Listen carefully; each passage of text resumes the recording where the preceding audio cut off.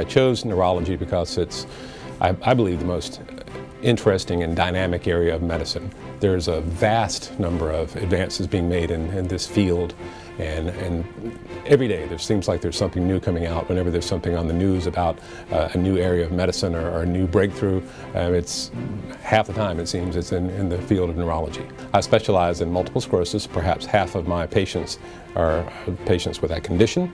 I also see patients with a number of other neurological conditions, to include migraine headaches, Parkinson's disease, dementia, the various forms of dementia. A lot of times people think that dementia is the same thing as Alzheimer's disease, but that's not the case. My average day is spent primarily seeing patients in follow-up. I have a vast number of patients that I see here in the neurology clinic, and long-standing relationship with most of them. So they come in and I see them and do a physical exam, ask them how they've been doing, assess their response to medications, and decide if we need to make any changes or do any further diagnostic tests. I also see a few new patients every day, and that's very exciting for me because it's always nice to see new people and to be able to see what needs to be done to make a diagnosis and be able to help them. See people for epilepsy.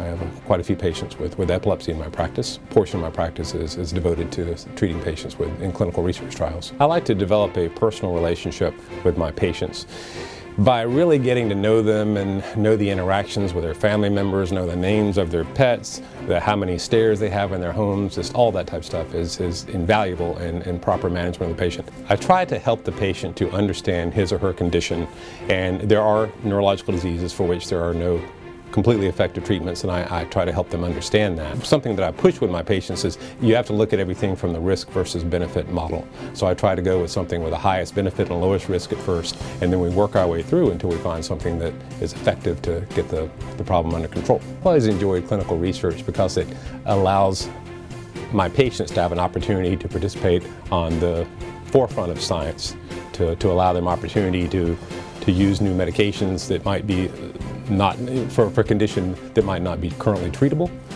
and they see how the scientific method works.